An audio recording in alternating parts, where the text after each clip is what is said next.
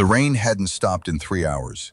It came down in sheets across the California-Nevada border, turning Highway 95 into a river of reflected headlights and brake lights bleeding red across wet asphalt.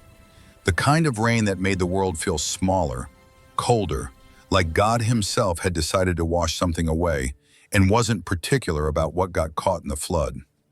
Chief Petty Officer Maya Brennan didn't notice the cold. Her hands gripped the steering wheel at 10 and 2, the way her father taught her before he shipped out to Helmand Province and never came back. 14 years ago. She was 16 then, 29 now, and the rain still felt the same. Indifferent, relentless, patient. The digital clock on the dash read 2:17 a.m. 72 hours ago, she'd been dropped in the Mojave with nothing but a rifle, a knife, and orders to survive Hell Week recertification. No food, no water beyond what she could find, no shelter except what she could build. Just sand and sun in the kind of heat that turned your skin to leather and your thoughts to prayer. She'd passed. She always passed. But passing didn't mean sleeping. Passing didn't mean rest. Passing meant proving it again and again and again, because the uniform didn't care what you did yesterday. It only cared what you could do today and tomorrow and the day after that, until your body gave out or your mind did, whichever came first. The Macmillan TAC-50 rifle sat in its case in the back seat, still coated in desert dust. 50 caliber, bolt action, 29 pounds of precision-engineered lethality. Her personal weapon. Her record with it, 2,800 yards, confirmed kill, 18 months ago in a valley whose name was still classified. 98% hit rate over 3 combat deployments. The rifle didn't miss. Maya didn't miss. Her phone buzzed in the cup holder. She glanced down. Dr. Harlan, Master Chief, retired, 67 years old, Scottish-American, built like a fire hydrant with a voice like gravel being poured into a cement mixer. He'd been her instructor at boot camp 11 years ago. Told her she'd never make it through BUD/S training. Told her the teams weren't ready for women. Told her she'd quit like all the others. She'd made him eat every word. Now he called her once a week just to make sure she was still breathing. She hit the speaker button. "Kid, Doc, you sound like hell. Feel worse. Good, that means you're still alive." A pause, the sound of ice clinking in a glass. Scotch, probably. He always drank scotch when he couldn't sleep. "You pass? What do you think?" "I think you've been proving yourself for 11 years and you still act like someone's going to take it away." Another pause, longer this time. "You need to rest, Maya. Real rest.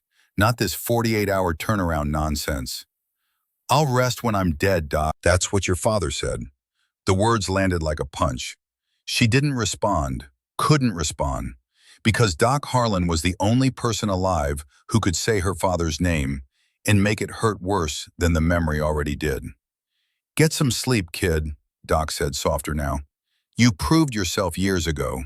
You don't owe them anything else." "Respect isn't given, Doc. It's taken. Every single day." "Then take a damn day off." The line went dead. Maya set the phone back in the cup holder and stared at the road ahead. The rain kept falling. The clock kept ticking. Virginia Beach was still 400 miles away, and her body felt like it had been run through a wood chipper and reassembled by someone who'd never seen a human before. But she kept driving, because stopping meant thinking, and thinking meant remembering. And remembering meant seeing her father's face the day he left for deployment, the way he'd kissed her forehead and promised he'd be back in 6 months, the way the chaplain showed up 8 weeks later with a folded flag and words that didn't mean anything, because her father was gone and words couldn't bring him back. She joined the Navy 3 weeks after the funeral, 18 years old, angry, heartbroken, determined to prove that his sacrifice meant something, that she could carry the weight he'd left behind, that Brennan was a name worth remembering. 11 years later, she was still carrying it. The gaslight blinked on. Maya glanced at the gauge. Quarter tank. Enough to make it another 50 miles, maybe 60 if she pushed it. But the next town was 30 miles out, and the town after that was 80. So she took the exit when she saw it, a lonely off-ramp marked only by a flickering sign that read, Bayside, gas, food, lodging. The kind of town that existed only because highways needed places for people to stop. She pulled into the parking lot of a 24-hour fuel station at 2:28 a.m.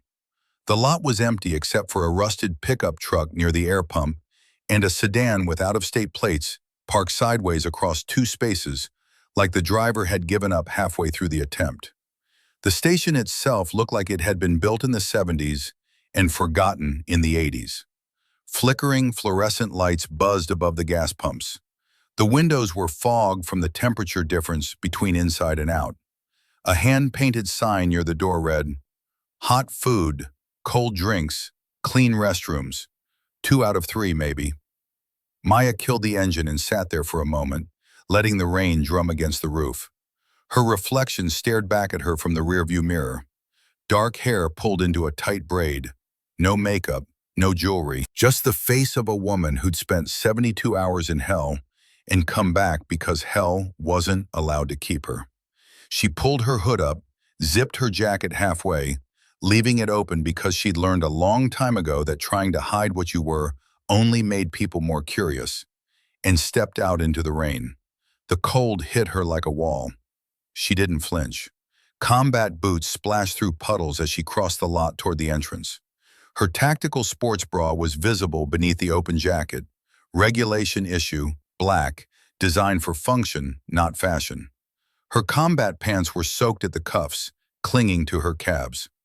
She moved with the kind of presence that didn't ask for space. It expected it. The door chimed when she pushed it open.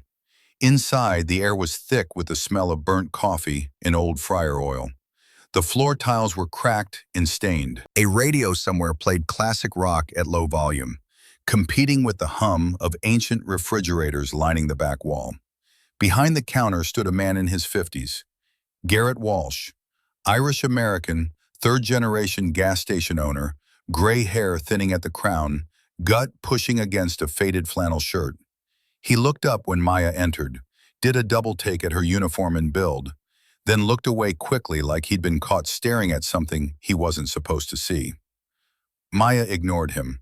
She walked straight to the cooler, grabbed a bottled water, then moved to the small pharmacy section near the register. Medical tape, caffeine tabs, ibuprofen, the essentials, nothing more. She set them on the counter. Garrett scanned them without making eye contact. 12:47. Maya pulled out her wallet, and that's when she heard it. Laughter. Low, rough, too loud for 2:30 in the morning, coming from the hot food section near the soda machines. She didn't turn around. Didn't have to. She'd been in enough rooms with enough men to recognize the sound of trouble before it introduced itself. 4 of them.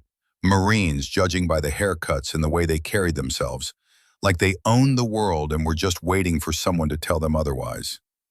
Young, mid-20s, wet from the rain, energy drinks in hand, the kind of energy that came from too much testosterone and not enough supervision. Yo, check this out. The voice was loud, confident, belonged to a man who'd never been told no in his life and wouldn't know what to do with it if he had. Maya set exact change on the counter. Garrett still wouldn't meet her eyes. His hands shook slightly as he counted the bills. Damn, another voice said. She came in dressed like that on purpose. More laughter. Maya picked up her items, turned toward the door, and found herself looking at 4 Marines blocking the aisle between her and the exit. The leader stood in front. Corporal Kellen Voss, 26 years old, German heritage, third-generation Marine, blonde hair cut high and tight, blue eyes that looked like they belonged on a recruiting poster, jaw that could have been carved from granite, the kind of face that made mothers proud and daughters stupid. He was smiling. Behind him, PFC Jace Rorden, 24, Swedish descent, Built like a linebacker who'd eaten another linebacker. Shoulders that barely fit through doorways. Hands the size of dinner plates. The kind of man who solved problems by being bigger than them. To the left, specialist Milo Trent, 23, English background, thin, twitchy, nervous energy radiating off him like static electricity, phone already out, held low, screen glowing. To the right, Lance Corporal Brenner Pike, 25, Dutch heritage, widest of them all, silent, watching her the way a bouncer watches someone deciding whether they're allowed to leave. Voss stepped forward. "Excuse me," Maya said. Her voice was flat, neutral. The voice of someone who'd diffused 1,000 situations by refusing to give them oxygen. Voss didn't move. Instead, he reached into his pocket and pulled out a crumpled $5 bill, held it up like a trophy, let it dangle between his thumb and forefinger. Then he slapped it down on the shelf beside her water bottle. $5, he said, his smile widened. Don't act expensive. The air in the store changed. Behind the counter, Garrett froze, his mouth opened slightly, like he wanted to say something, but no sound came out. Rorden snorted. Bet she's worth it. Trent's phone tilted up slightly. The camera lens caught the light. Maya looked at the $5 bill, looked at Voss, looked at the three men behind him. She ran the calculations in less than 2 seconds. 4 targets. Rorden is muscle but slow. Takes him 3 seconds to close distance. Predictable power punches. Probably never trained against someone faster. Voss is alpha. Neutralize him first, or the others won't break. Trent is recording. Phone becomes evidence if I can get it. Pike blocks the exit. He's trained for this. Military police, maybe. Take him third after he commits to the grab. Exits. Front door 15 feet, blocked. Back door through storage, 30 feet, unknown if locked. Side window near restrooms, too small. Improvised weapons. Fire extinguisher by the door. Mop bucket near the counter. Hot coffee pot behind register. Threat assessment. Harassment escalating to assault. Pattern suggests experience. They've done this before. All of this in 2 seconds. Out loud, she said only one word. Move. Voss laughed. Didn't know Navy girls had bark. He reached for the $5 bill again. Not to take it back. To drag it closer to her, like he was feeding an animal. Behind them, Rorden made a loud, wet kissing sound. Trent chuckled. His phone stayed up. Pike shifted his weight, blocking the door more completely. Maya didn't react, didn't blink, didn't give them anything that looked like fear or anger or the satisfaction of knowing they'd gotten under her skin. She pulled her wallet from her back pocket, slid exact change across the counter toward Garrett, who still hadn't moved, hadn't breathed, hadn't done anything except stand there like a man watching a car crash in slow motion. She picked up her items and walked straight toward the door. Voss moved to block her. She stopped 6 inches from him, close enough to smell the energy drink on his breath and the cheap cologne he'd probably put on before they left base. Last chance, she said quietly. Voss's smile didn't waver. You're cute when you're tough. Behind him, Rorden flexed his hands. Trent's camera light flashed once. Pike's shadow fell across the exit like a closing gate. Maya looked past Voss to the door, then back to his face. And in that moment, in the split second before everything changed, she saw it in his eyes. He wasn't going to move. None of them were. This wasn't a game to them. This wasn't trash talk or posturing or Marines being Marines. This was something else, something practiced, something they'd done before and gotten away with and planned to do again. She could see it in the way they'd positioned themselves, in the way Trent held his phone, in the way Pike had his back to the door and his eyes on her car outside. This was a trap, and she'd walked right into it. So Maya did the only thing that made sense. She walked past Voss like he didn't exist, shouldered through the door, and stepped back out into the rain. The door chimed behind her, and 4 sets of boots followed. The rain was heavier now. It hammered against the pavement, turning the parking lot into a field of shallow puddles that reflected the sick yellow glow of the overhead lights. Everything beyond the station, the highway, the desert, the mountains in the distance, had been swallowed by darkness and water. Maya walked toward her car, not fast, not slow, just steady, each step measured, each breath controlled. Behind her, the voices started up again. "Hey!" She didn't turn around. "Hey, Chief! Navy Chief!" Voss's voice, closer now, too close. Maya kept walking. Her car was 40 feet away, black sedan, federal plates, gear bag in the back seat, keys in her pocket. 35 feet. She heard them spreading out, not running, not rushing, just forming a shape around her. A loose semicircle that tightened with every step. 30 feet. Voss moved to her left, matching her pace. Rorden drifted to her right, close enough that his shoulder almost brushed her sleeve. Pike stayed a few feet behind, silent, wide, steady, like a door closing. Trent hung back just far enough to keep filming without getting hit first. 25 feet. "Come on," Voss said. He was waving the $5 bill now, like it was a toy, like this was funny. "Don't act like you're above it." Maya stopped walking. Not abruptly, not dramatically, she just stopped. The reins slid off her open jacket and traced down the straps of her tactical bra. Her combat pants clung to her thighs, darkened by water. She looked like she'd stepped out of a training exercise, like she belonged to the job, not their imagination. Voss took her stillness as invitation. He stepped closer, grinning. "See, that's better. We can talk like adults." Maya's eyes lifted to his, calm, empty, not impressed. Rorden snorted from her right. "Bro, she's acting tough because she thinks we won't do anything." Trent laughed behind them, the sound sharp and ugly. "Say please, soldier girl." Voss's grin widened like he'd just been handed permission by the universe itself. He reached into his pocket and pulled out more bills. A 10, a 20. He fanned them out like a magic trick. "All right," he said, holding them inches from her face. 10, 20, 50. He tilted his head, eyes raking down her open jacket to the bra beneath it. "Don't be dramatic." Maya didn't look at the money. She looked at his hand. The way his thumb kept rubbing the edge of the bills. The way he held them like bait. Rorden stepped closer. Too close. His voice dropped, thick with lazy entitlement. "Cheap bitch."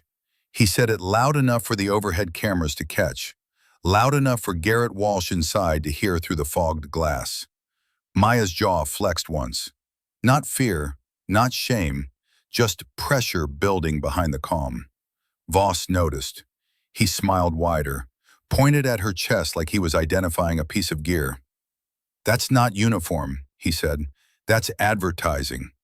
Trent made a choking sound that might have been laughter. His phone lifted higher. The screen light flashed, catching raindrops in the air like sparks. Pike shifted behind her, not touching, just closing the space. 15 feet from her car now. Maya's voice came out flat. "Move, now." Voss pretended to think about it, looked back at the others like he was consulting his little committee of idiots. Then he tossed the $5 bill down at her boots. It landed in a puddle, stuck to the wet concrete. He nodded at it like he dropped food for something beneath him. "Pick it up," he said. The words hung there, and then he added the rest. "With your mouth." For half a second, everything went quiet. No laughter, no voices, just the rain and the distant hum of highway traffic. Even Garrett inside the station froze mid-motion, staring out through the glass like he'd suddenly remembered he had a conscience. Maya looked down at the bill, then back up at Voss. Her eyes didn't flare, they sharpened. Voss's grin held for another second, but it wasn't as confident now.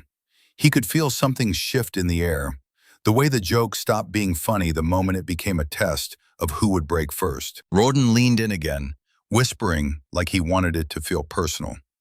"You heard him." Trent laughed, too loud, too nervous. Bro, she's actually gonna do it. Maya didn't bend, didn't pick it up, didn't give them the satisfaction of reacting like a woman being humiliated. She just stood there in the rain, still as a blade. And Voss's smile disappeared like a mask slipping off. Because for the first time all night, he realized something. She wasn't deciding whether to obey. She was deciding how much damage she could do before anyone arrived to stop her. Maya turned, not toward the station, not back the way she came, toward her car. She walked straight through the semicircle they'd formed, like it didn't exist, like they were ghosts who'd forgotten they couldn't touch the living. Her boots moved steady, deliberate. Each step counted distance to her driver's door. The angle of the station behind her, how far the main road was if she had to break one of them across it. Behind her, the voices followed, louder now, slurred by adrenaline. Look at her walking off like she still thinks she's in charge. Probably gets off on it. Bet you $5 she flinches if I touch her hair. Pike didn't talk. Pike just followed, blocking the line of retreat, just like before. Maya reached her car, matte black, federal plates, gear bag visible in the back seat. She grabbed the door handle, and that's when it happened. Tap, tap, tap. She turned. Voss was tapping the $5 bill against her driver's side window, like he was knocking with it. His eyes were wild now, hair wet and plastered to his forehead, breath steaming in the cold air between them. You're gonna earn it, he said softly, one way or another. Maya didn't answer. She looked over his shoulder. Rorden was 3 steps behind, fists flexing like he hadn't decided whether to play nice or grab. Trent had the phone out again, flashlight on this time, ready for the show. Pike had positioned himself between her and the station entrance like a closing gate.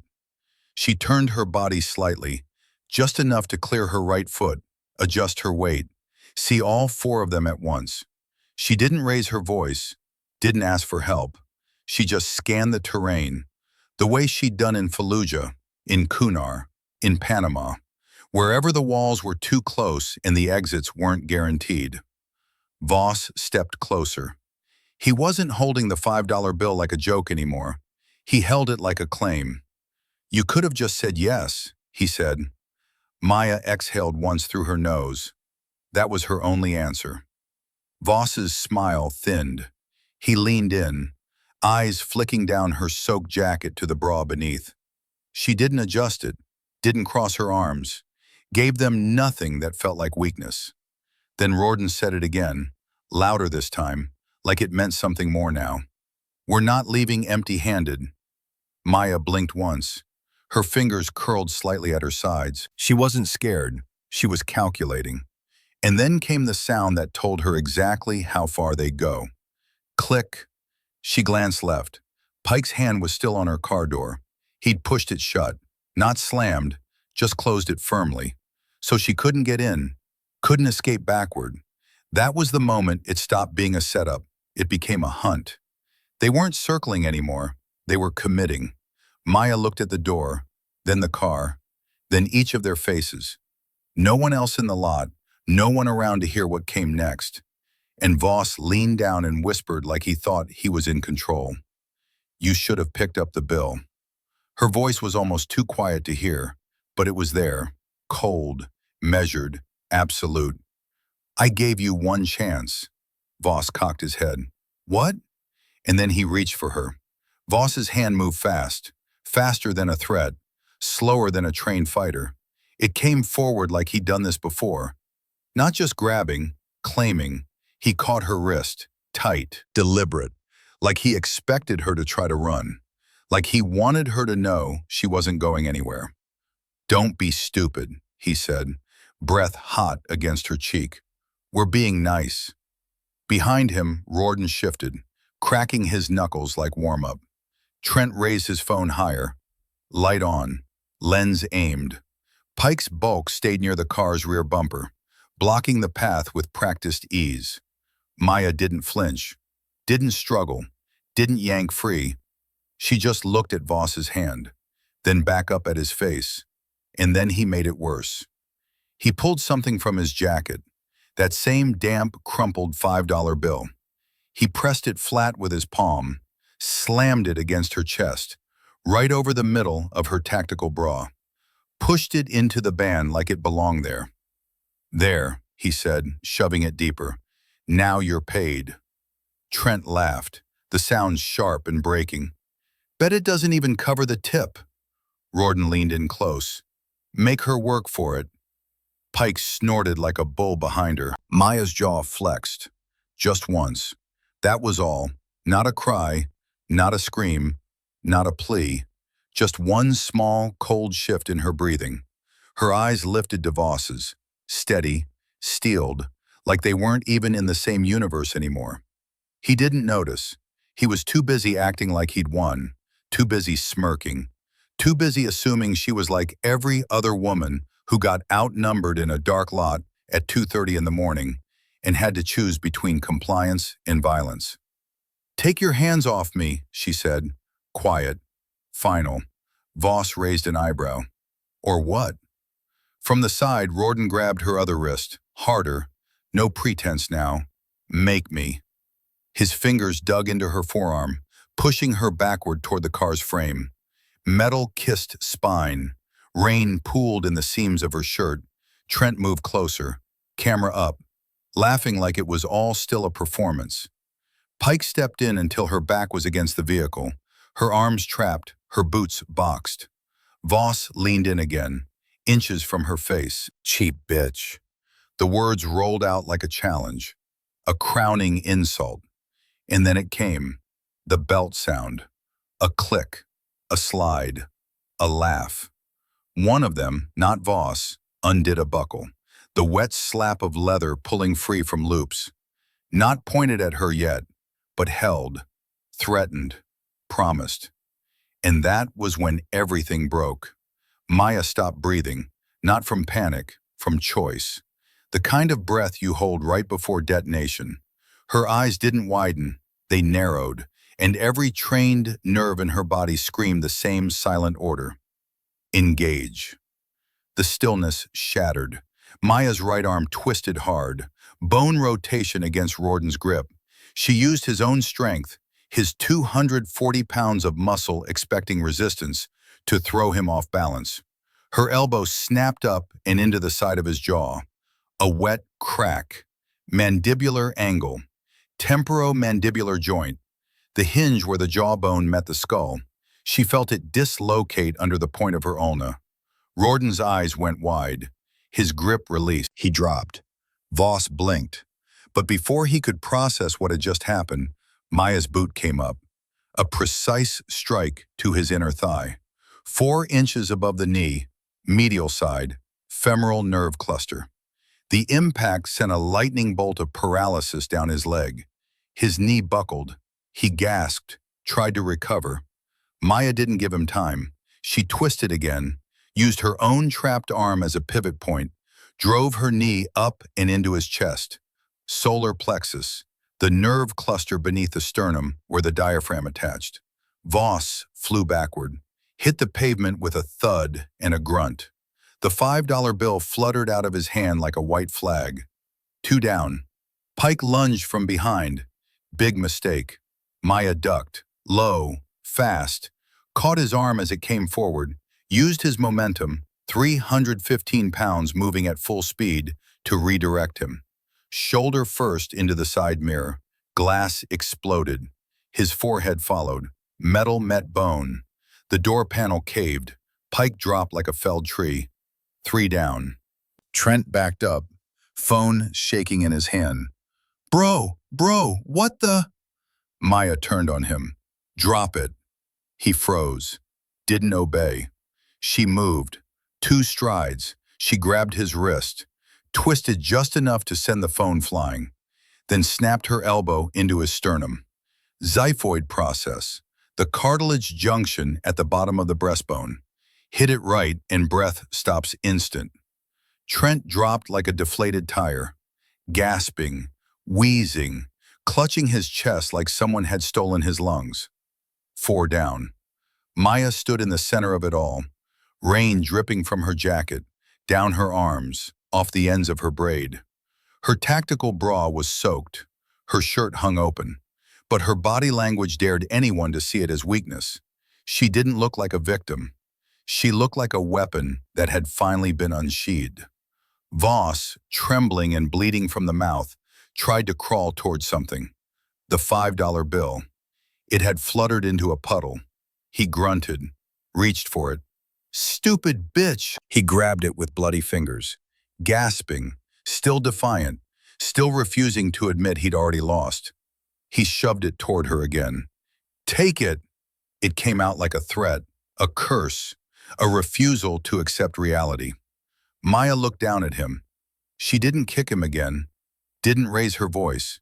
She crouched close enough for him to hear her over the rain and the pulsing in his ears. "You think that buys you power?" She took the bill from his trembling hand, held it for half a second, then folded it once, twice, 3 times, and shoved it into his mouth. "Keep your change." Voss gagged. Behind her, Trent whimpered from the ground. Riordan rolled onto his back and whispered through his destroyed jaw, "We're fucked." Pike didn't move. He knew it already. Maya stood back up, scanned the scene. Blood, mud, broken glass, rain washing it all toward the storm drains. One phone still glowing screen up, LED flickering. The camera angled just enough to capture the lot. The bodies, the confrontation. She stepped over, picked it up, tapped to pause the recording, and saw what she'd suspected from the beginning. The folder. Trophy vids. 37 files. She scrolled through the thumbnails, each one a different woman, different location, same 4 men, same pattern. Her face went cold. Not surprise, confirmation. She tapped through to the messages. Group chat, 43 members. Target acquired. Riordan gonna talk her down. Trent, get your camera ready. Pike has exit locked. Make her work for it, LOL. Maya saved the file. Then she pulled out her own phone. Didn't call an ambulance. Didn't call base security. She called the military police directly. And while it rang, she glanced once at the crumpled men around her. "Names," she said, voice sharp. They didn't answer, so she read them herself, from their uniforms, their IDs, their tags. Corporal Kellen Voss, Private First Class Jace Riordan, Specialist Milo Trent, Lance Corporal Brenner Pike. She walked to the middle of the lot, rain pouring down, and waited. Not to be rescued, not to be helped, but because this time they were going to be found. And she was going to make sure everyone knew exactly what they tried to do. The phone connected. "Military Police, Sergeant Vega." Maya's voice was steady, professional. The voice of someone filing a report, not a victim asking for help. "This is Chief Petty Officer Maya Brennan, U.S. Navy, serial number 773-21498. I'm at the Bayside Fuel Station off Highway 95. I have 4 detained suspects involved in coordinated sexual assault and harassment. I need immediate MP response and evidence collection. Suspects are Corporal Kellen Voss, Private First Class Jace Riordan, Specialist Milo Trent, and Lance Corporal Brenner Pike. I have video evidence, witness testimony, and physical evidence. Time of incident, 0243 hours. A pause on the other end. Then, "Copy that, Chief. Units en route. ETA 4 minutes. Are you injured?" "Negative." "Are the suspects secured?" Maya looked down at the 4 men, still on the ground, still breathing, barely. "Affirmative. Stay on the line, Chief." "Roger." She lowered the phone but didn't hang up, just stood there in the rain, waiting for the blue lights, waiting for the reckoning to begin. Because this time, the $5 wasn't enough. This time, they were going to pay everything.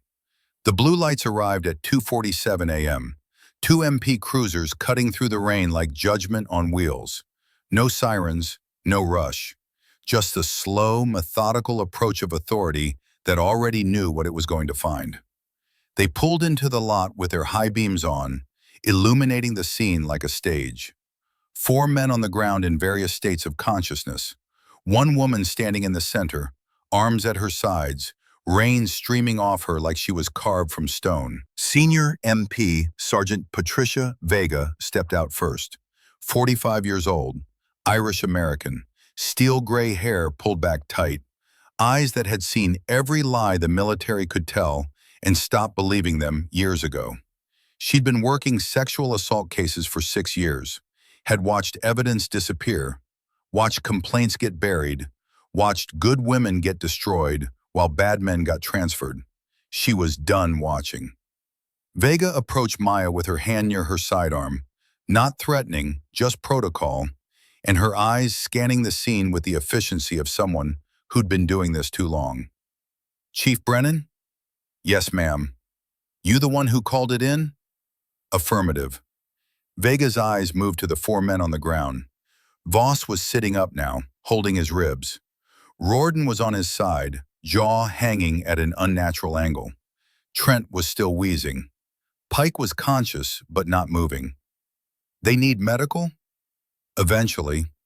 Vega almost smiled. Almost. The second MP, younger, maybe 30, built like he spent his off hours in the gym, was already securing the perimeter, setting up his body camera, documenting the scene. Vega turned back to Maya. "Walk me through it." Maya did, clinically, precisely, the way she'd been trained to debrief combat engagements. The initial contact inside the station, the $5 bill, the escalation in the parking lot, the physical contact, the belt, the defensive response, the phone, the folder. She didn't embellish, didn't dramatize, just stated facts. When she got to the part about the 37 videos, Vega's jaw tightened. "Show me." Maya handed over Trent's phone, still unlocked, still open to the folder. Vega scrolled through it. Her face didn't change, but something in her posture shifted, like she just confirmed something she'd suspected for a long time. "Jesus Christ," she muttered. Then louder to her partner, "Daniels bagged this as primary evidence. Chain of custody starts now." She looked back at Maya. "You touched anything else?" "The phone. Nothing else. Gas station has 4-angle security coverage. Clerk inside witnessed the initial contact. His name is Garrett Walsh." "He's still in there?" "Last I checked." Vega gestured to Daniels, who nodded and headed toward the station entrance. Then she turned her attention to the four men on the ground. Started with Voss, who was trying to stand. "Stay down, Corporal." "She attacked us," Voss croaked, blood on his chin, defiance in his eyes. "Came at us unprovoked. We were just talking and she—" "I said stay down." Vega's voice had the kind of edge that made people obey before they thought about it. She moved to each man in turn, documented visible injuries, read them their rights, didn't ask questions, didn't engage with their excuses, just facts, just procedure. By the time she finished, Daniels had emerged from the station with Garrett Walsh in tow. The clerk looked pale, shaken, like he just realized he was going to have to testify about something he tried very hard to ignore. "Sir, can you confirm what you witnessed inside the station?" Garrett's voice was quiet, scared. They followed her in, made comments. He, pointing at Voss, put money on the counter, told her not to act expensive. I heard them laughing. Then they followed her outside. "Did Chief Brennan provoke them in any way?" "No, she bought her stuff and tried to leave. They wouldn't let her." Vega nodded. "Thank you, sir. We'll need a formal statement." She walked back to Maya, gestured away from the scene, out of earshot of the four men. "Chief, I'm going to be straight with you. This is going to get complicated. These four," she jerked her thumb over her shoulder, "they're going to lawyer up. They're going to claim mutual combat. They're going to say you overreacted." "I know. But here's what they don't know." Vega pulled out her own phone, opened a file, showed it to Maya. "I've been tracking these four for 6 months, 7 complaints, 7 women, all resolved internally, all buried." Maya looked at the screen. Names, dates, incident reports stamped, no further action. Why? That's what I've been trying to figure out. Vega closed the file. But now we've got video. We've got a group chat with 43 members. We've got a pattern that's undeniable. And we've got you, a decorated seal who's not going to disappear quietly. She paused, rain dripping off the brim of her cap. Are you prepared for what comes next, Chief? Because this isn't just four drunk Marines anymore. This is institutional, and institutions protect themselves. Maya looked past Vega to where Voss was being loaded into the back of a cruiser. His eyes met hers through the window, still defiant, still convinced he'd talk his way out of this. I've been at war for 11 years, Sergeant, Maya said quietly. This is just a different battlefield. Vega studied her for a moment, then nodded. All right then, let's burn it down. 6 hours later, Maya was in a windowless room at the MP station, going through evidence frame by frame. She hadn't slept, hadn't eaten, just coffee and adrenaline, and the cold, methodical work of building a case that couldn't be ignored. Trent's phone had been a goldmine. The 37 videos weren't just recordings, they were trophies. Each one cataloged, dated, tagged with location and target identification. 7 different women, 7 different incidents, same pattern every time. Approach, offer money, escalate, document. But it was the group chat that told the real story. 43 members, all military, spanning 3 bases across 2 states, messages going back 18 months.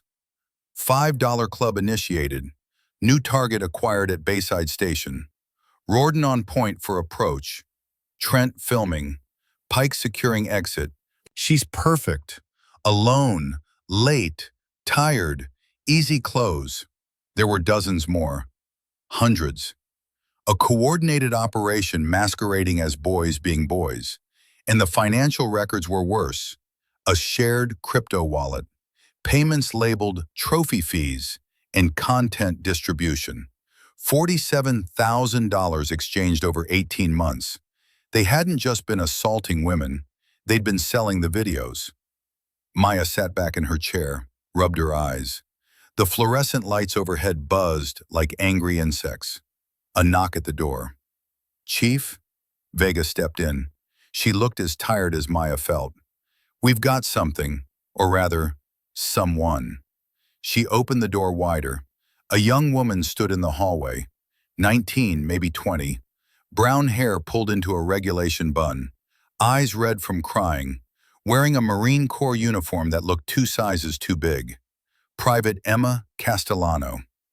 Chief Brennan, Vega said quietly. Private Castellano says she knows you, or rather she knows what you did last night, and she has something to tell us. Maya stood. Come in, Private. Emma stepped into the room like she was walking into an ambush, hands clasped in front of her, shoulders hunched. The posture of someone who'd learned to make herself smaller. I'm number 3, she said, her voice barely above a whisper. In the folder, the 3rd video. Maya gestured to a chair. Emma sat. Vega closed the door and leaned against it. Tell me what happened, Maya said. Emma's story came out in fits and starts. 3 weeks ago, same gas station, same 4 men. She'd stopped for gas on her way back to base after visiting family. It was late. She was alone. They'd approached her outside, made jokes, offered her $5 for fun. She'd laughed it off, told them to leave her alone. Started to get in her car. They'd followed her. Not to the gas station, back to base. Waited until she parked. Followed her into the barracks building. Cornered her in the laundry room. Rorden had held her. Trent had filmed. Voss had watched. Pike had blocked the door. I reported it, Emma said, tears streaming down her face now. I went straight to my CO, told him everything. He said he'd handle it. 2 days later, I got called into Lieutenant Colonel Stokes' office. He told me the investigation showed it was a misunderstanding, that maybe I'd given them the wrong impression, that boys will be boys and I should let it go. She pulled out a folded piece of paper, slid it across the table to Maya. An incident report, stamped in red ink. Resolved, no further action required. Signed by Lieutenant Colonel Richard Stokes, base commander. Maya looked at the signature, looked at Emma, looked at Vega. How many others? She asked quietly. Emma's voice cracked. I don't know, but I'm pregnant, and I don't know if I'm keeping it. And when I heard what you did last night, how you fought back, I thought maybe someone would finally listen. She looked up at Maya with eyes that held so much hope and fear, it was physically painful to witness. Will they? Will anyone listen this time? Maya reached across the table, put her hand over Emma's. Yes, she said. I promise you, yes. Vega pushed off the door. Private Castellano, I need you to make a formal statement. Everything. Names, dates, locations. Can you do that? Emma nodded, still crying, but something in her posture had shifted. She sat up straighter, made herself bigger instead of smaller. Yes, ma'am. After Emma left with Daniels to give her statement, Vega and Maya sat in silence for a long moment. Finally, Vega spoke. Stokes buried it. Looks that way. He buried all of them. Vega pulled out her tablet, showed Maya the pattern. 7 complaints, 7 different women, all routed to Stokes, all stamped no further action. Why? Vega pulled up another file, a campaign website, Richard Stokes for Virginia State Senate. His platform, protecting our troops, preserving military honor, a leader you can trust. He's running for office, has been for 2 years. Campaign funded by military families and defense contractors, including, she tapped the donor list, Major General Frank Krause, retired, Kellen Voss's father. Maya leaned forward. How much? 50,000, plus fundraising events, plus endorsements. Vega closed the tablet. This isn't just cover-up, Chief. This is dynasty protection. Stokes needs the Krause family. The Krause family needs their son's career intact. Everyone wins. Except the women. Except the women. Maya stood, paced to the window. Outside, dawn was breaking. Gray light filtering through clouds that hadn't stopped dumping rain. What about the MP in the group chat? She asked. The one who's been burying evidence? We're working on that. NCIS is involved now. Federal jurisdiction. They'll identify him. How long? A day, maybe 2. Maya turned back. I want in on that interview. Vega shook her head. That's not protocol, Chief. You're a witness, not an investigator. I'm the target they failed to silence. That makes me more than a witness. It also makes you compromised. Then I'll watch from behind the glass. Maya's voice hardened. Those men tried to buy me for $5, Sergeant. They tried to turn me into content for their trophy collection. I'm not walking away until I see every single one of them answer for it. Vega studied her for a long moment. Then she pulled out her phone, made a call. Rivera? It's Vega. Yeah, I know it's early. Listen, I've got Chief Brennan here, the SEAL from last night. She wants in on the investigation. Yes, I know, but hear me out. She listened for a minute, then looked at Maya. He wants to talk to you. She handed over the phone. Chief Brennan, a voice said, deep, authoritative. Special Agent Marcus Rivera, NCIS. I understand you want to be part of this investigation. Yes, sir. That's irregular. So is a 43-member sex trafficking ring operating on federal military property for 18 months without intervention. A pause. Then Rivera laughed. Short, sharp, humorless. Fair point. All right, Chief. You want in? You're in. But you follow my protocols. You don't go rogue. You don't compromise evidence. You clear? Crystal, sir. Good. I'll be on base in 2 hours. Meet me in the JAG conference room. And Chief? Yes, sir? What you did last night? That took balls. Let's make sure it wasn't for nothing. The line went dead. Maya handed the phone back to Vega, who was looking at her with something that might have been respect. You just made an enemy of the entire command structure, you know that? Good, Maya said. I've been making enemies my whole career. At least these ones deserve it. At 0900 hours, Maya received an encrypted email. Subject line, confidential, immediate response required. She opened it. Chief Petty Officer Brennan, in light of recent events and the stress of your recent training cycle, we are prepared to offer immediate honorable discharge with full benefits, medical coverage, and a settlement of $50,000 US. This offer includes a standard non-disclosure agreement and expires in 24 hours. This is a one-time offer designed to allow you to move forward with your life without the burden of lengthy legal proceedings. For your own well-being, we strongly encourage acceptance. Reply to this email or contact Lieutenant Colonel Stokes directly at extension 4471. Maya read it twice. Then she forwarded it to Vega and Rivera with a single line added, "For the record, declined." She hit send, deleted the original, and went to find coffee. By the time Special Agent Rivera arrived at 1100 hours, the investigation had expanded beyond anything Maya had imagined. Rivera was 48, Italian-American, former SEAL Team 3, combat deployments in Iraq and Afghanistan, now NCIS, specializing in military sexual assault cases. He walked like a man who'd seen the worst humanity had to offer and decided to spend his life making sure it didn't happen again. He brought a team, 6 agents, forensic specialists, digital analysts, legal advisors. They set up in the JAG conference room like they were planning a military operation. Because they were. "All right," Rivera said, standing at the head of the table. "Let's establish what we know. Chief Brennan, walk us through the incident one more time. Every detail. I don't care if you think it's irrelevant." Maya did, starting from the gas station, ending with the phone call to Vega. Rivera's team took notes, asked questions, cross-referenced with the video evidence, the security footage, Walsh's testimony, Emma's statement. When she finished, Rivera nodded. "Okay, now let's talk about what we've found since." He pulled up a presentation on the screen. Specialist Trent's phone gave us access to the group chat. 43 members. We've identified 38 of them so far.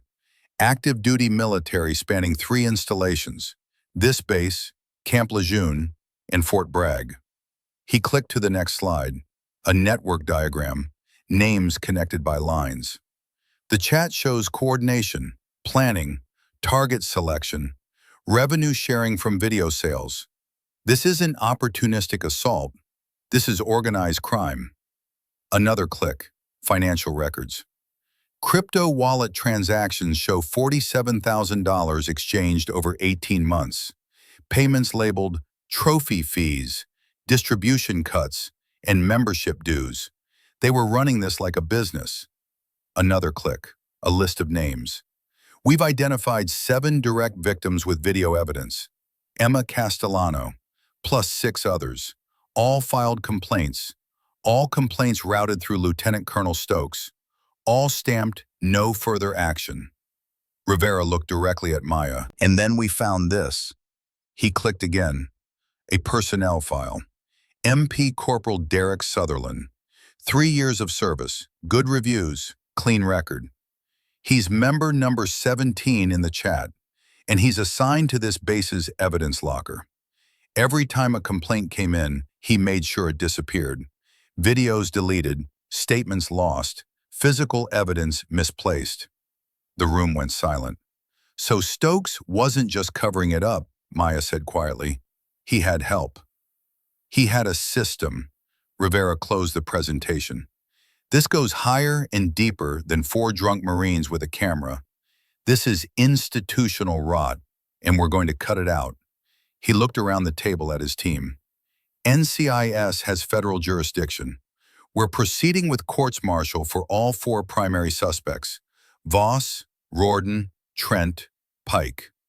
Charges include sexual assault, conspiracy, sex trafficking, and distribution of illegal content. We're also pursuing charges against Sutherland for obstruction and evidence tampering. And we're building a case against Stokes for systematic cover-up. One of the agents raised her hand. Sir, what about the other 39 members? We're interviewing them one by one. Some will cooperate, some won't. We'll separate the predators from the enablers and charge accordingly. Timeline? Fast. We've got momentum. Public interest, federal pressure. We're not giving anyone time to bury this. Rivera turned back to Maya. Chief, you're going to be under a microscope. Stokes is going to push back. So is the Krause family. So is anyone who benefits from this staying quiet.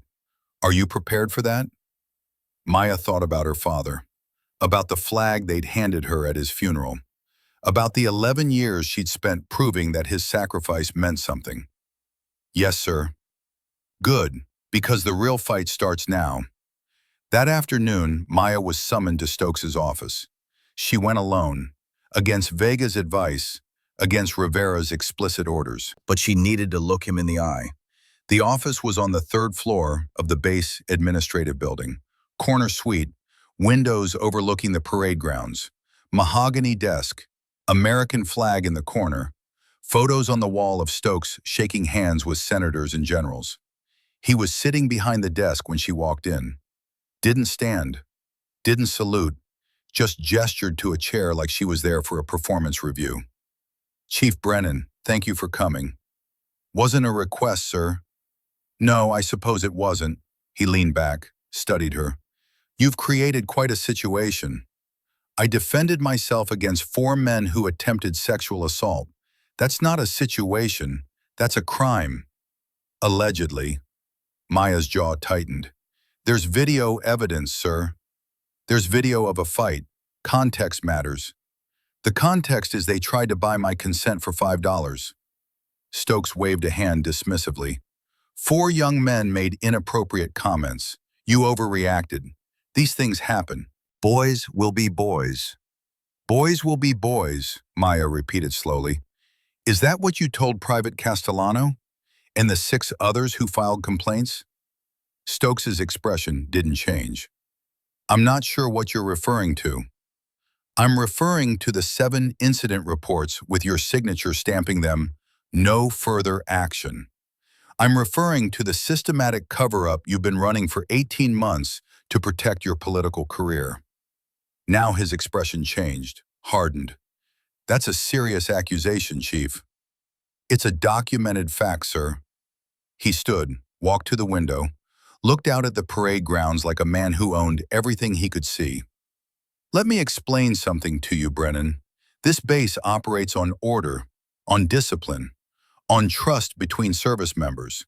What you're doing, dragging this into the public eye, involving NCIS, making accusations against decorated officers, it destroys that trust. It damages morale. It makes us all look bad. What damages morale, sir, is knowing that if you're assaulted on this base, your commander will bury it to protect his Senate campaign. Stokes turned back to her. His voice dropped, colder now, more dangerous. I'm going to give you one chance, Chief. One chance to make this go away quietly. Take the honorable discharge. Take the settlement. Sign the NDA. Walk away with your dignity and your career intact. Because if you don't, he paused, let the silence stretch. If you proceed with this circus, I will make sure everyone knows exactly what kind of person you are. The troublemaker who couldn't hack it. The attention seeker who destroyed good men's lives over a misunderstanding. The woman who put her ego above her duty. He stepped closer. Your career will be over. Not just in the military, everywhere. No one will hire you. No one will trust you. You'll spend the rest of your life as a footnote, the SEAL who couldn't handle the job. Maya stood, met his eyes, didn't blink. I didn't survive Hell Week to become someone who looks away when it's convenient, sir. My father died in Helmand Province believing this uniform meant something, that it stood for honor, for protecting people who can't protect themselves. I'm not going to dishonor his memory by letting you turn that into a lie. She pulled out a folded paper from her pocket, her formal incident statement, signed and dated, placed it on his desk. "You're not writing this out of history, Colonel. You're not protecting them because their daddies donated to your campaign. They tried to purchase my consent. They tried to turn me into merchandise for their trophy collection. That's not a misunderstanding. That's predation. And I'm going to make sure everyone knows it." She turned toward the door. Stokes' voice followed her. "You're making a mistake, Chief." Maya stopped, didn't turn around. "No, sir. You made the mistake 18 months ago when you decided protecting your career was more important than protecting your Marines. I'm just making sure you pay for it." She walked out. The door closed behind her with a soft click. And in that moment, Maya Brennan declared war on the entire system that had tried to break her. A system that was about to learn what happened when you underestimated a woman who'd spent 11 years refusing to quit. The courts-martial began 6 weeks later. Naval Station Norfolk, Judge Advocate General Courtroom, federal jurisdiction, 3 military judges presiding. No jury, this was military justice, where peers in uniform decided the fate of those who'd betrayed the code. The courtroom was old, built in the 50s during the Cold War when military discipline meant something absolute. Wood paneling dark with age, windows high and narrow, letting in thin streams of morning light. The seal of the Department of the Navy mounted above the judge's bench, like a silent witness to everything that had been sworn and broken beneath it. Maya sat in the gallery wearing her dress blues. Every decoration she'd earned was displayed. Navy Cross for valor in combat, Bronze Star with V device for heroism under fire, Purple Heart from Kunar Province when shrapnel had torn through her shoulder and she'd kept fighting anyway, Combat Action Ribbon, Presidential Unit Citation. The ribbon rack on her chest told a story that didn't need words. 11 years of service compressed into colored fabric and metal. The gallery was full. Media in the back rows, cameras prohibited but notebooks open. Military personnel scattered throughout, some supportive, many resentful. A few women in uniform who sat straighter when Maya entered, like her presence gave them permission to take up space. Emma Castellano sat 3 rows behind Maya, 19 years old and 4 months pregnant, showing now despite the loose uniform blouse. Her hands rested on her stomach, protective, defiant. 6 other women sat nearby, the other victims identified from Trent's videos, ages ranging from 20 to 32. Different ranks, different backgrounds, same story. They'd all filed complaints. They'd all been silenced. Until now. The bailiff's voice cut through the murmur. "All rise. The United States versus Corporal Kellen Voss, Private First Class Jace Rorden, Specialist Milo Trent, and Lance Corporal Brenner Pike. This tribunal is now in session. Presiding judges, Captain Helena Marks, Commander James Okoye, Commander Sarah Whitmore." Everyone stood. The 3 judges entered, all career military, all with combat deployments, all with decades of experience separating truth from lies. Captain Marks sat in the center, 60 years old, gray hair severe against her dark skin, eyes that had seen men try to excuse the inexcusable for 30 years and had stopped accepting apologies somewhere around year 5. They sat, everyone else followed. The 4 defendants sat at separate tables, each with their own defense counsel. Military lawyers appointed by the system, doing their duty even when their clients didn't deserve it. Voss looked diminished. The swagger was gone. 6 weeks in pre-trial confinement had hollowed him out. His dress blues hung loose on a frame that had lost 20 pounds.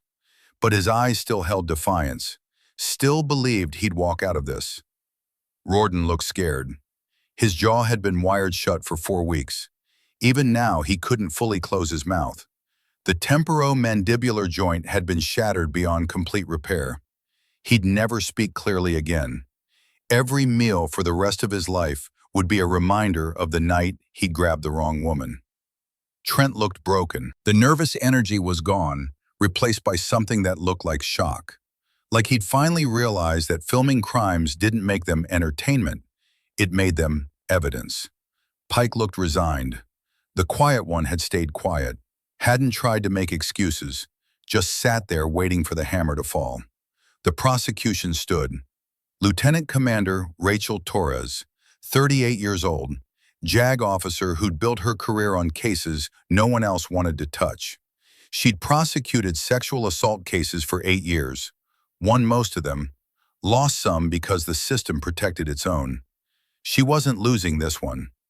"May it please the tribunal," she began. Her voice carried to every corner of the room. "The United States will prove beyond reasonable doubt that these 4 men engaged in coordinated, premeditated sexual assault and sex trafficking. We will present video evidence filmed by the defendants themselves. We will present digital communications proving conspiracy. We will present financial records showing profit motive. And we will present testimony from the victims whose lives they attempted to destroy." She paused, let the weight settle. This is not a case of boys being boys. This is organized crime dressed in uniform. And the evidence will show that these men betrayed every oath they swore. The defense attorneys took their turns, arguing mutual combat, arguing misunderstanding, arguing that their clients were good men who'd made mistakes. But their words sounded hollow in a room filled with evidence. Torres began her case methodically. First, the security footage from the gas station, 4 angles, time-stamped, showing everything from the moment Maya entered to the moment she walked out with 4 men following. The tribunal watched in silence. You could see Voss slap the $5 bill down, could see Maya try to leave, could see them follow her into the parking lot, could see the circle tighten, could see Pike push her car door shut, could see the exact moment everything escalated from harassment to assault. Then came transphone. Torres had edited the footage carefully, redacted the most graphic parts to protect the victim's privacy, but she showed enough. The folder labeled Trophy Vids, the 37 files, the dates spanning 18 months, the pattern of approach, escalation, documentation, 7 different women, 7 different locations, same 4 men every time. The tribunal's faces hardened with each clip. Torres pulled up the group chat next, projected it on the screen for everyone to see. 43 members, thousands of messages, the planning, the coordination, the celebration when they succeeded, the mockery when victims reported. Target acquired at Bayside Station. Rorden on point for approach. Trent filming everything. Pike securing exit. She's perfect, alone, late, tired, easy close. Make her work for it, LOL. The words hung in the air like accusations. Then Torres showed the financial records, the crypto wallet, the transactions. $47,000 exchanged over 18 months.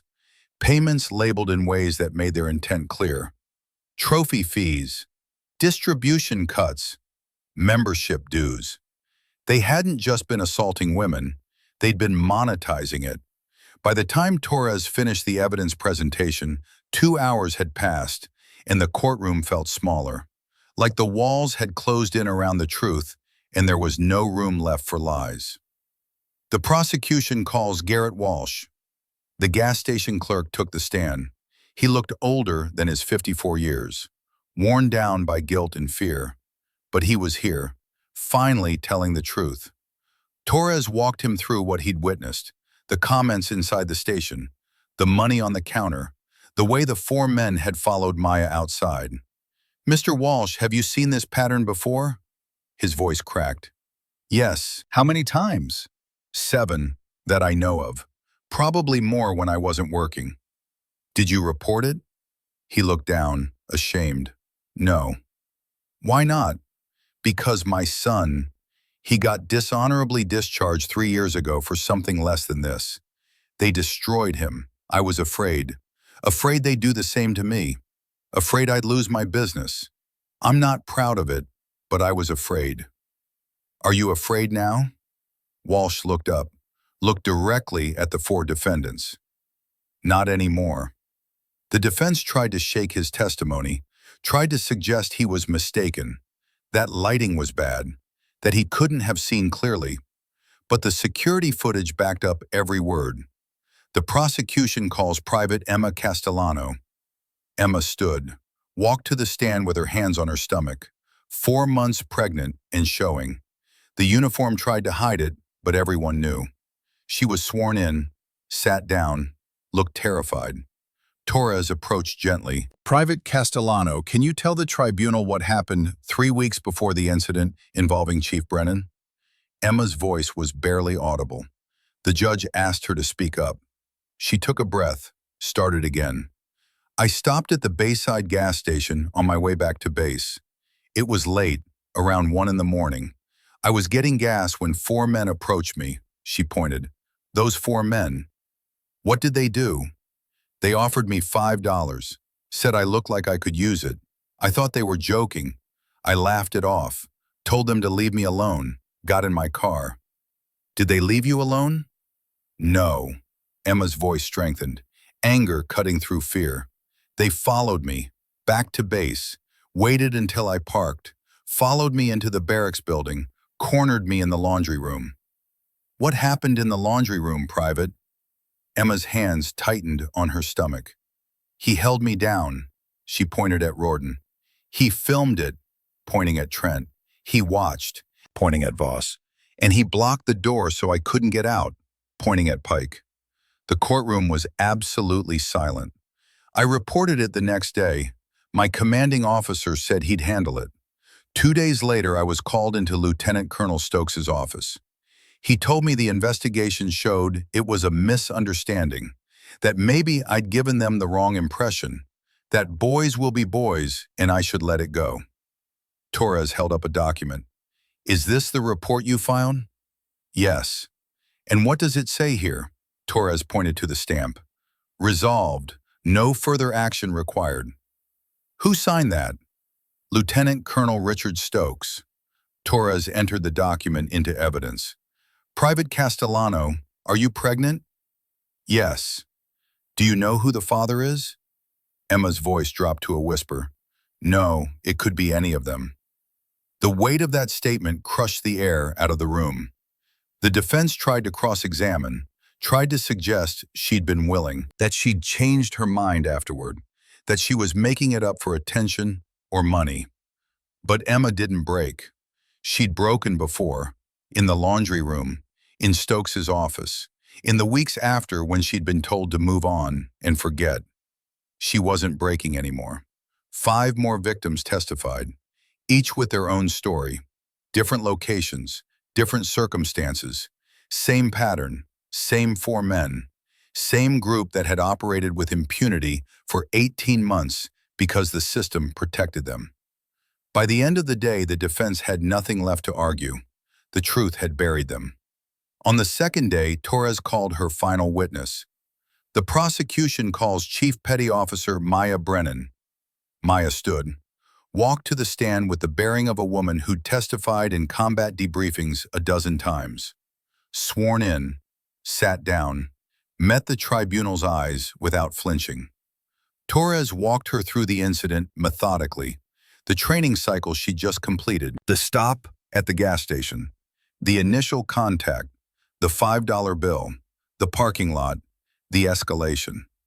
Maya described it clinically, precisely, using military terminology and tactical assessment. When Corporal Voss grabbed my wrist, I evaluated the threat level. 4 hostiles in tactical formation, exit compromised, verbal de-escalation ineffective, physical response authorized under self-defense doctrine.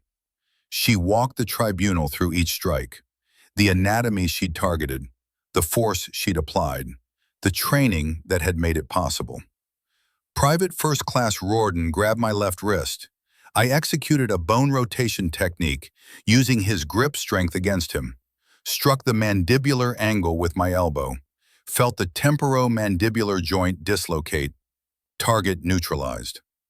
Corporal Voss attempted to maintain position. I delivered a precision strike to the femoral nerve cluster, 4 inches above the knee, medial aspect. Temporary lower limb paralysis. Follow-up strike to the solar plexus. Target neutralized. Lance Corporal Pike lunged from behind. I redirected his momentum into the vehicle's side mirror. His mass, approximately 315 pounds, combined with forward velocity, generated approximately 3,780 pounds of impact force. Target neutralized. Specialist Trent attempted to flee. I closed distance and delivered a strike to the xiphoid process. Diaphragm disruption. Breathing compromised. Target neutralized. She said it like she was describing a training exercise, because to her, that's what it had been. A threat assessment, a response, a successful defensive engagement. Torres held up an evidence bag.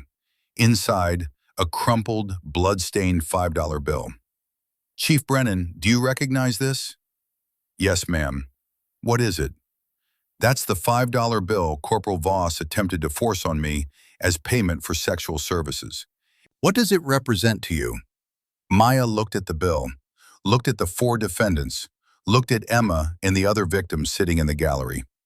It represents the price they believed they could assign to my body, my consent, and my humanity.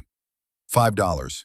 That's what 11 years of service, 3 combat deployments, a Navy Cross, and my father's sacrifice in Helmand Province were worth to Corporal Voss and his crew. The courtroom was silent. Torres let the moment breathe. Chief Brennan, do you have anything else you'd like to say? Maya's eyes moved to the tribunal. Yes, ma'am. I'd like the record to show that I didn't fight back because I was afraid. I fought back because I refused to become another file stamped, "No further action." I fought back because 7 other women couldn't, because my father taught me that honor means protecting people who can't protect themselves. And because this uniform is supposed to mean something more than protecting predators who happen to have the right last names. She paused. They didn't fail because I'm stronger. They failed because I refused to be silent. And I hope every woman watching this understands that silence is exactly what these men count on. They count on us being afraid, being ashamed, being told we're overreacting or asking for it, or that boys will be boys. Her voice hardened. But boys will be held accountable, and $5 will never be enough to buy anyone's dignity. Torres nodded. Thank you, Chief. No further questions. The defense attorney for Voss stood, young, maybe 30, doing his job even though he knew it was hopeless. Chief Brennan, isn't it true that you were dressed in a manner that could be considered provocative? Maya's eyes locked onto him. Counselor, if you find regulation combat training attire provocative, that says more about you than it does about me. The defense attorney sat down. No further questions. The tribunal deliberated for 4 hours. When they returned, Captain Marks read the verdicts. In the case of the United States versus Corporal Kellen Voss on the charge of sexual assault, we find the defendant guilty.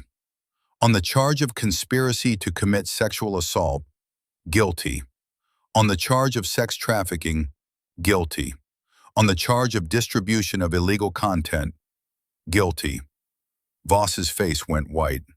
The tribunal sentences Corporal Voss to 15 years confinement in federal military prison, dishonorable discharge, forfeiture of all pay and benefits, and reduction to E1. This sentence will be served consecutively with any state charges that may be filed. She moved to the next defendant. In the case of the United States versus Private First Class Jace Rorden, 12 years, dishonorable discharge, forfeiture of everything.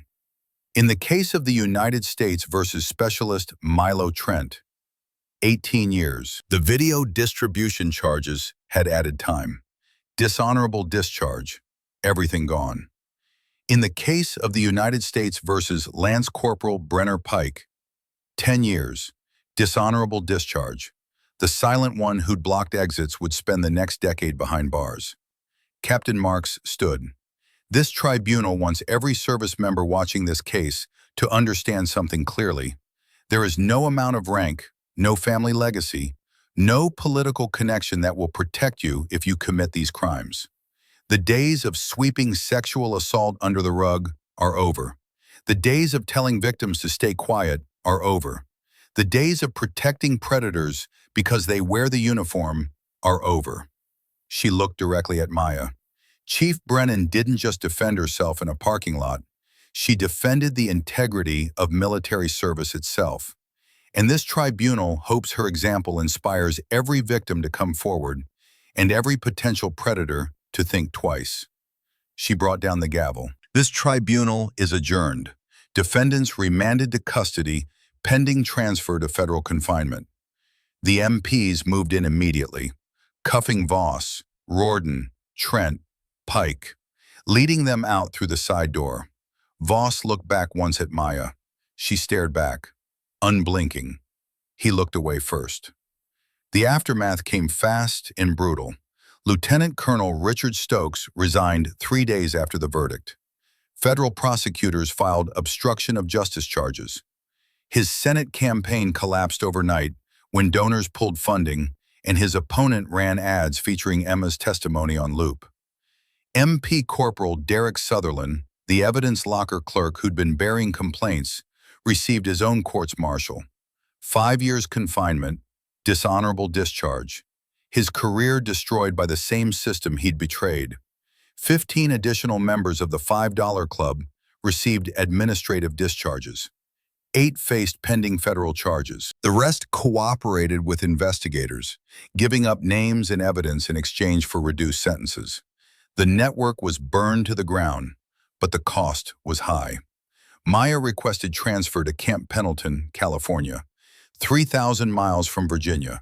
Fresh start, different coast, new assignment. The Navy approved it immediately. Some called it a promotion.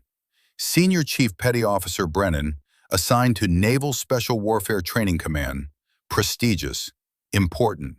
Others called it what it was, exile, because Maya Brennan had committed the unforgivable sin in military culture. She'd broken the code of silence. She'd made the institution look bad. She'd forced accountability onto men who'd believed themselves untouchable. Some of her fellow SEALs respected her for it. Many resented her. She should have handled it quietly. She made us all look like predators.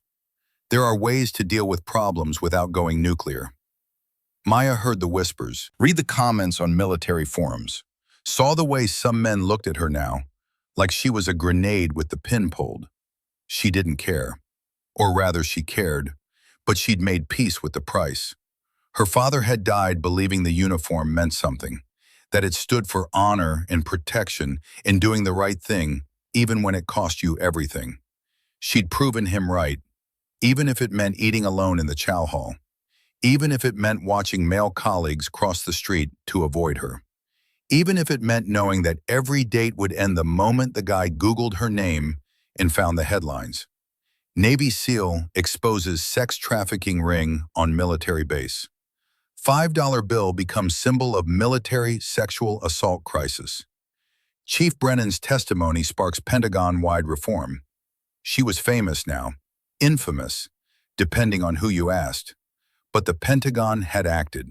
Secretary of Defense announced sweeping reforms 2 weeks after the verdict. The press conference was broadcast on every military base worldwide.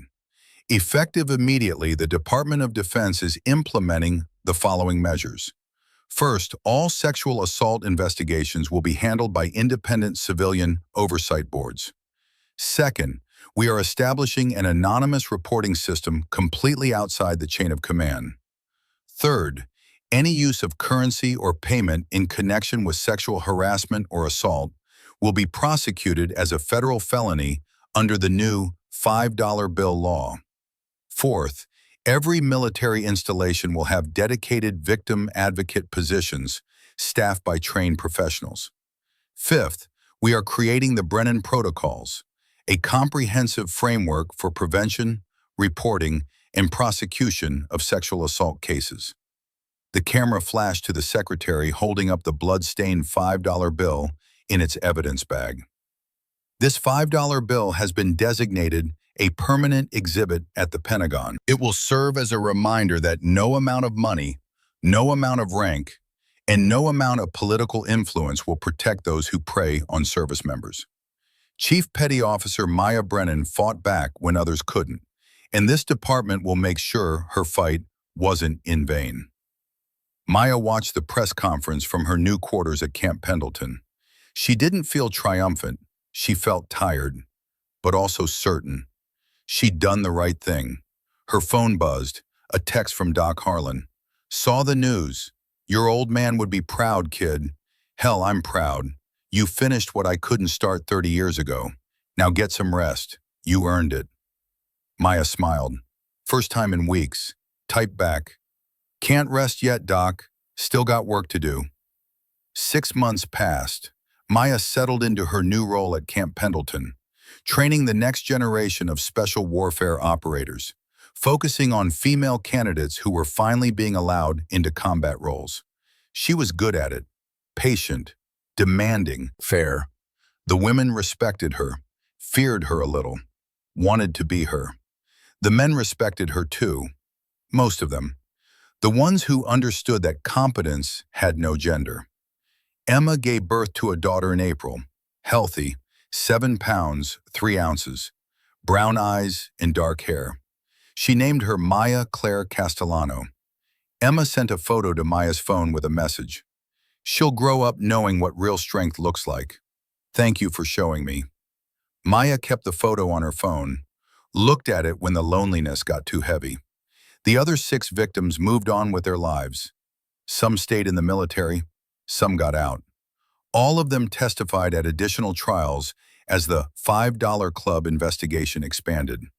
They'd formed a group chat, called themselves the Survivors Network, checked in on each other, shared resources, supported new victims who came forward. Maya wasn't in the chat, too high profile, too risky, but they sent her updates, thanked her, told her she'd saved their lives by refusing to stay silent. One night in August, Maya did something unexpected. She drove to the federal military prison in San Diego, where Kellen Voss was serving his sentence. She'd thought about it for months, tried to talk herself out of it, but she needed to understand something. Needed to look him in the eye and ask the question that had haunted her since that night in the rain. Why? Why did you think $5 could buy a human being? The prison approved her visit request. Voss had been a model prisoner, participated in therapy, led discussion groups, showed genuine remorse, or so his file said. Maya sat in the visitation room, institutional green walls, metal table bolted to the floor, guard stationed by the door. Voss was brought in wearing orange prison scrubs, shaved head, sunken eyes, 40 pounds lighter than the night she'd fought him. He sat down across from her, didn't speak, waiting for her to start. Maya studied him for a long moment. Why are you here? He finally asked. His voice was different, quieter, like the swagger had been surgically removed. I need to understand what made you think $5 could buy me. Voss looked down at his hands, cuffed to the table, scarred from prison fights or work details, or both. My father, he said quietly, Major General Frank Krause, decorated, respected, hero. The words came out bitter. He raised me to believe women in combat roles were political experiments, that real warriors were men, that females in military spaces were distractions at best, trophies at worst. He looked up, met her eyes. I never questioned it, not once. He was a general, a hero. Why would I question him? So I learned to see women the way he saw them, as less than, as objects, as things to be conquered or collected or discarded. His voice cracked.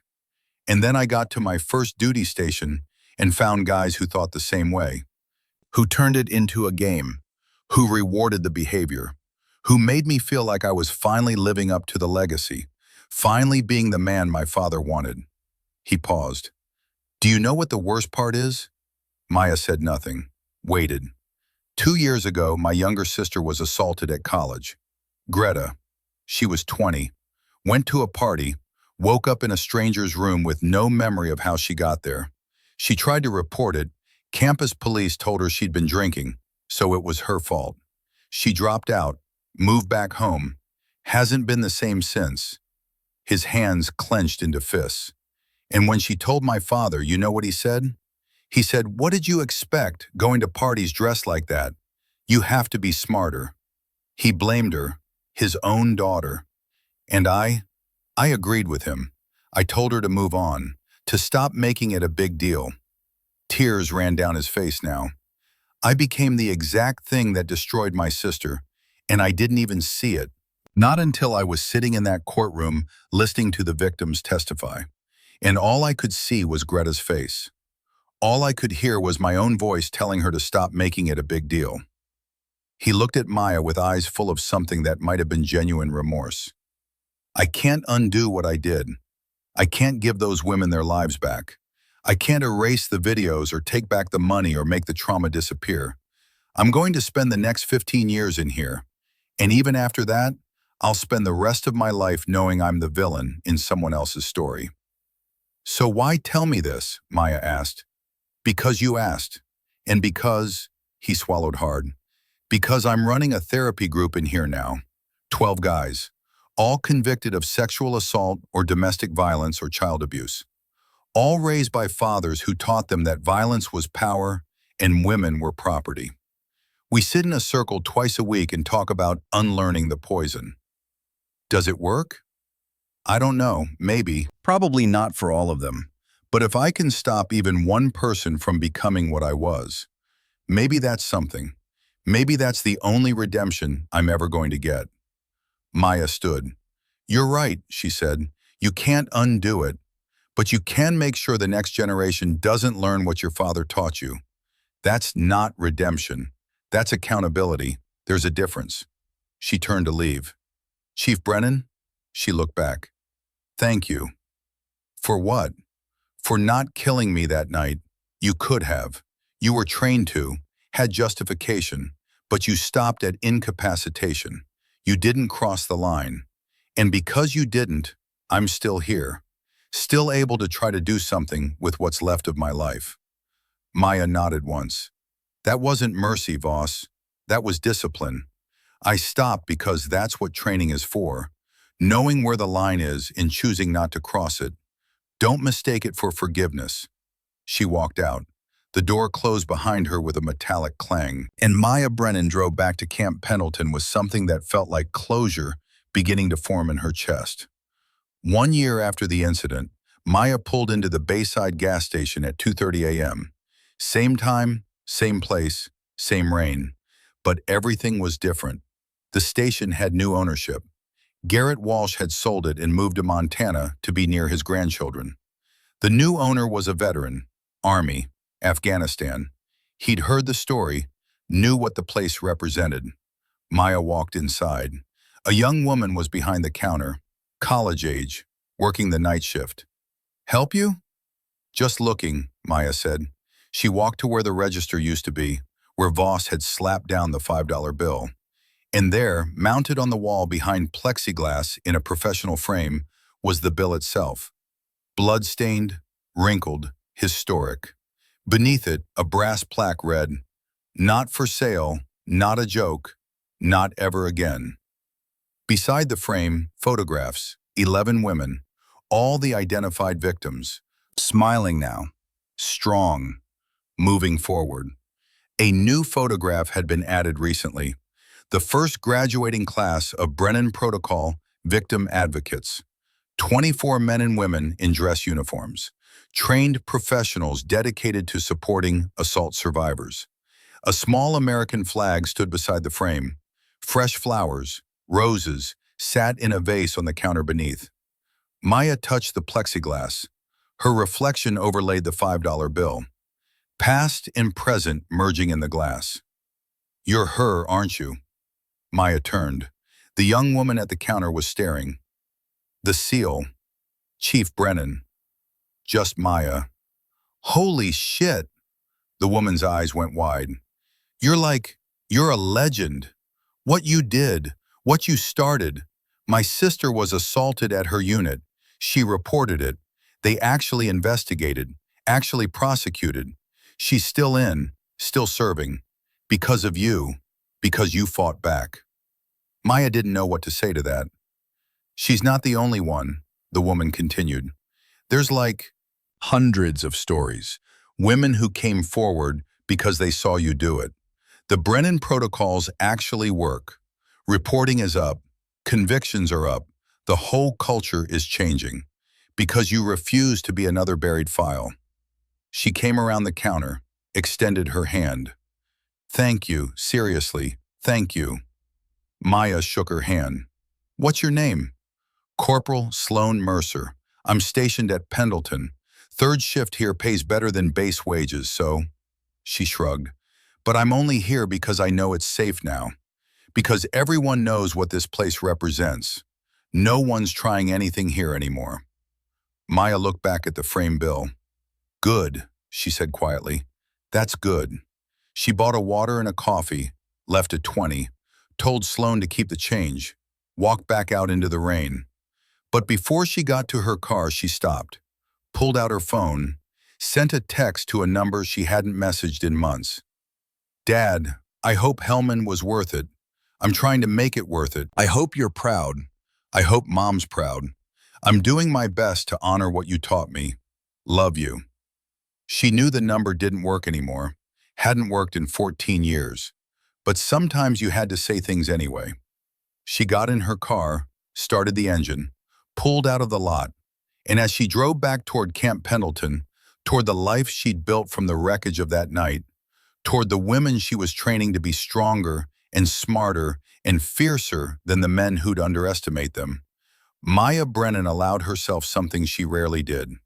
She smiled, because $5 hadn't been enough to buy her, and 15 years in prison wasn't enough to erase what those men had done. But the system had changed. The protocols were in place. The silence was broken, and that was worth everything. The rain kept falling, but Maya Brennan kept driving, because the mission wasn't over. It was never over. But for the first time in 11 years, she believed it might actually be winnable. And that was enough. 3 months later, a documentary aired on PBS, The $5 War, How One Navy SEAL Changed Military Culture. It featured interviews with Maya, with Emma holding baby Maya Claire, with the other victims, with Sergeant Vega and Agent Rivera, with policymakers and Pentagon officials. It showed footage of the trial, of the reforms being implemented, of the Brennan Protocol training happening at bases worldwide. The final shot, the framed $5 bill at Bayside Station, camera slowly pushing in on those 3 lines that changed everything. Doc Harlan watched it from his living room in Virginia, scotch in hand, tears on his face. His wife sat beside him, squeezed his hand. "You trained her well," she said. "No," Doc replied. "I taught her how to fight. Her father taught her why. And she taught herself when to stop and when to keep going. That's all her." Emma watched it from her apartment, baby Maya asleep in her arms. She kissed her daughter's forehead. "That's who you're named after," she whispered. "The woman who stood when I couldn't. The woman who taught me that silence is what they count on. Remember that, baby girl. Always remember that." At Camp Pendleton, Maya's trainees watched it together in the common room. 48 women, ages 18 to 35, all volunteering for combat roles, all knowing the road would be harder for them. When it ended, one of them stood. "Chief Brennan, can I ask you something?" Maya nodded. "Do you regret it? The cost? The exile? Everything you lost?" Maya thought about it, really thought about it. "Every day," she said honestly, "every single day I think about what my life would have been like if I'd just taken the settlement and stayed quiet. I'd probably have more friends, definitely an easier career, maybe a relationship that lasted longer than 2 dates." She paused. "But I look at all of you. I look at Emma's daughter. I look at the reporting statistics and the conviction rates and the women who came forward because I did. And I realized something. What? I didn't fight for me that night. I fought for every woman who came after, for every woman who'd stand where I stood and need to know that fighting back was possible, that silence wasn't mandatory, that $5 would never be enough. She stood.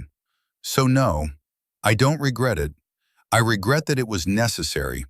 I regret that the system had to be forced to change instead of choosing to. I regret that 7 women had to be assaulted before anyone listened. But I don't regret standing up. And I hope none of you ever do either. The room was silent. Then someone started clapping. Then another. Then all 48 of them. Standing ovation in a common room at Camp Pendleton. Not for the hero, for the woman who'd refused to be a victim and taught them all how to do the same. Maya stood there, uncomfortable, unused to this kind of attention, but she didn't look away, because this was what her father had died for. This was what the 11 years had been for.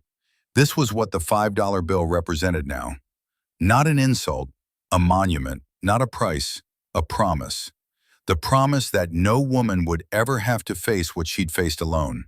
The promise that the uniform meant something more than protecting predators.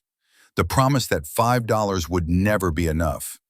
And as the applause finally faded and her trainees went back to their bunks and the common room emptied, Maya stood alone in front of the television where the documentary credits were still rolling. She thought about the next woman who'd stand in a dark parking lot with men closing in and a choice to make. That woman would know her story, would know fighting back was possible, would know she wasn't alone. That knowledge was enough. Maya pulled out her phone, opened her photos, found the picture of baby Maya Claire, stared at it for a long moment. Then she typed out a message to Emma. Tell her the story when she's old enough. All of it. The good parts and the hard parts. Tell her that standing up costs something, but silence costs more. Tell her that $5 isn't enough. It's never enough. Tell her she's named after someone who refused to be silent, and make sure she knows that's who she comes from. She hit send, put the phone away, and walked out into the California night, where the rain had finally stopped, and the stars were beginning to show through the clouds. And somewhere 3,000 miles away, a $5 bill hung on a wall behind plexiglass. Not for sale, not a joke, not ever again.